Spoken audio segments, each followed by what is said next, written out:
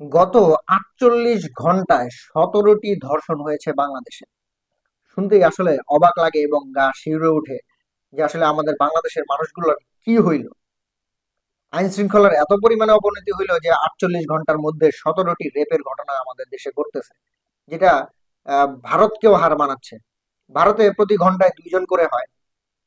তো এরকম যদি আমাদের, বা ভারত তো অনেক বড় দেশ, আমাদের বাংলাদেশের একটা মানে ছোট একটি বাংলাদেশ, সেটার ১০ গুণ একটি প্রদেশই, মানে এত বড় দেশ।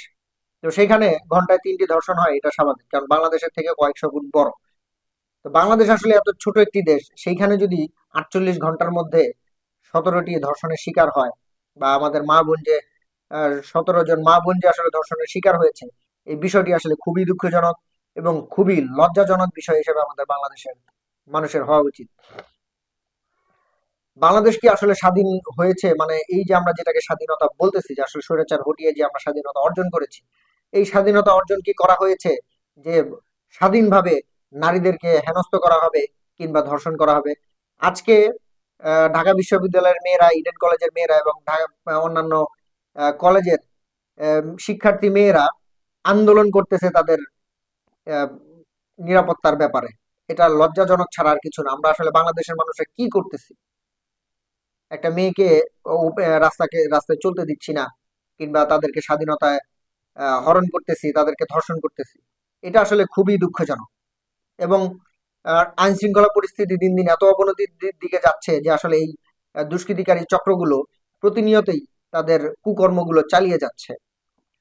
বাংলাদেশের নাগরিকদেরকে বলবো অবশ্যই যাতে তারা এই দেশের আইন শৃঙ্খলা রক্ষার্থে ব্যাপক ভূমিকা পালন করে। সেই ক্ষেত্রে আমাদের যে নিরাপত্তার, যে নাগরিক যে নিরাপত্তাটির ব্যাপারটি আছে, সেটা হচ্ছে, এখন প্রশাসন যেহেতু পারতেছে না বাংলাদেশের মানুষগুলোকে নিরাপত্তা দিতে, আসলে আমাদের নিরাপত্তা নিশ্চিত করার ক্ষেত্রে আমাদের নিজেদেরই করতে হবে। এলাকা ভিত্তিক এবং গলি ভিত্তিক যাতে নিরাপত্তা প্রহরী সেখানে, কিংবা এলাকার লোকজন যারা আছে, যারা নিরাপত্তা দিতে পারবে, কিংবা পাহারাদার যেটাকে আমরা বলি, যেটা অগাস্ট মাসে ঘটেছিল সরকার পতনের পরে, সেটা আসলে এলাকা ভিত্তিক পুরোপুরি ভাবে আবার চালু করা উচিত। প্রত্যেকটা ইয়াং ছেলে পেলে বা শিক্ষার্থী যারা আছি আমরা, প্রত্যেকেই প্রত্যেকের মহল্লায় পাহারা দিয়ে মানুষের নিরাপত্তা আসলে নিশ্চিত করাটা উচিত। আর সব থেকে বড় বিষয় যেটা, যেখানেই ছিনতাইকারী দেখি সেখানেই যাতে তাদেরকে পিটিয়ে বা মেরে ফেলা হয়, এমন একটি প্রত্যাশা আমাদের বাংলাদেশের মানুষের কাছে আশা করি। তাদেরকে আসলে আইনের হাতে সোপর্দ করে আসলে কোনো লাভ নেই। ২ দিন পরে তারা ছাড়া পেয়ে আসবে, আবার কুকর্মগুলো করতে থাকবে। তো সেই ক্ষেত্রে একটাই সলিউশন, যেখানেই আমরা ছিনতাইকারী দেখবো, যদি আমাদের চোখের সামনে পড়ে, অবশ্যই প্রত্যেকের জায়গা থেকে এগিয়ে আসবো, এবং ছিনতাইকারী যাতে কোনোভাবেই বেঁচে ফিরতে না পারে সেই বিষয়টি মাথায় রাখতে হবে। ইনস্ট্যান্ট তাকে মেরে ফেলতে হবে। একটা যদি মারা যায়, একটাই কমলো। এটাই হচ্ছে আমার মূল কথা।